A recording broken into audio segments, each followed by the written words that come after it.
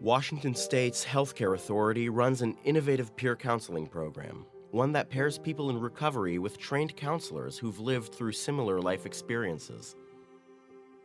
After overcoming serious mental health challenges of his own, Mike Wimberly knew this would be his way to give back.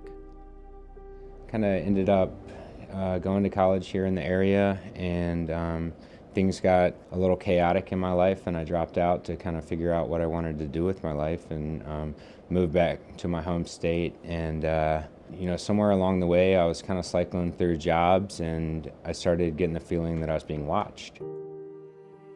I didn't know how to make sense of the experience, and it seemed really major. At this point, Mike's behavior began to change dramatically, and soon after, he received a diagnosis that ultimately changed his life. I had a diagnosis of schizophrenia, and my life was over as I had once known it. And when you kind of look up stuff like schizophrenia, which I did, it's really dismal, and I got really depressed. And I hadn't done anything. I just kind of sleep 16 hours a day. I was on disability. I was scared to go to the grocery store. It was all very overwhelming. And I had a friend say, "I'm gonna hike the Appalachian Trail."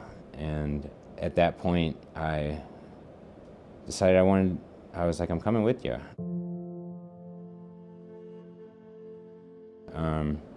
And so all of a sudden, from being just completely devastated, feeling like I couldn't do anything and my life was over, I had to plan and train to walk over 2,000 miles. And that's where things really started picking up for me.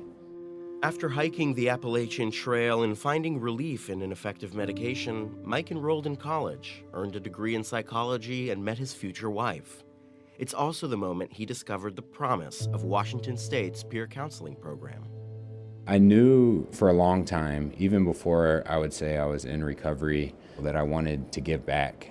And so I found out about peer counseling, and it made a lot of sense to me. And so, I signed up to take the training, and there was a wait list, and it took about a year to get into the training. And it was really moving to be in a room full of people that had been through so much and had made it to the other side. I wish at some point along the way someone had been there that had been like, "Hey, I've been through similar things, and you can get through this." It would have been nice to have someone to normalize my experiences. For more information about peer counseling, visit chcf.org/shortage.